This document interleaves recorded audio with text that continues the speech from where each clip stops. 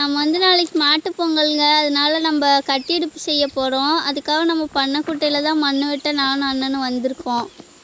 அதுக்கு நல்லா கெட்டியான மணல் கலக்காத செம்மண் தாங்க வேணும்.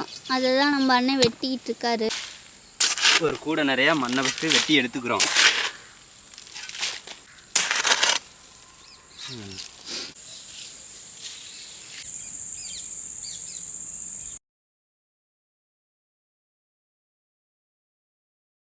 சொல்லு. அதாவதா மணல் போடணும், அடியில் ஒட்டாம கீழே தரையில ஒட்டாம பிடிக்காம இருக்கும். மணல் போடுறோமா, அதுக்கு மேலே நான் எப்படி மண் குழச்சி ரவுண்டாக இப்படி செஞ்சுக்கிட்டே வந்தேன். அது மாதிரி செய்யணும்.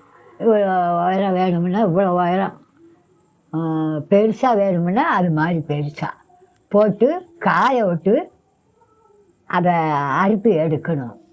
எவ்வளோ நாளாக இப்போ இந்த அடுப்பு செஞ்சுக்கிட்டு இருக்க? இந்த அடுப்பு செஞ்சது நான் இப்போ செஞ்சு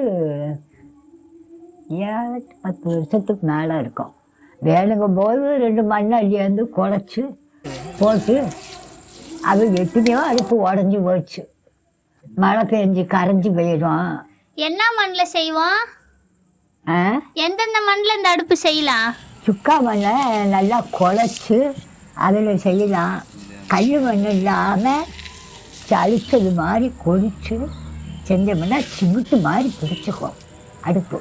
எத்தனை நாளைக்கு வரும் அடுப்பு போட்டு வச்சுருந்தோம்னா? அது நம்ம வச்சிருக்க பாங்கு தான். மழையில் நனைய விடக்கூடாது, வெளியில் போடக்கூடாது.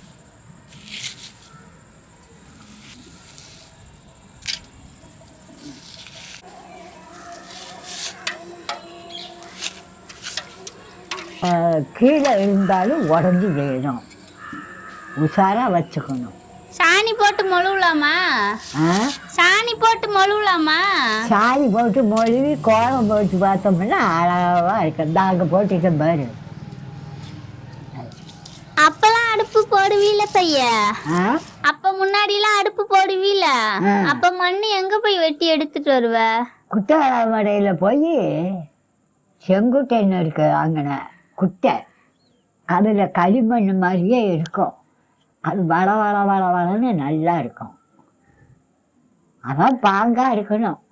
அதுக்கு போய் வெட்டி கிட்டி தேடி பார்த்து அள்ளணுமேனு நான் இப்போ எந்த மண். இந்த அடுப்புக்கு பேர் எது இருக்குதா பைய? பேரா? கட்டி அடுப்பு. கட்டி அடுப்பா? இங்கே களிமண் ஒன்று சுக்கா மண் ஒன்றாட்டுக்கு போட்டு வச்சேன். இன்னும் 2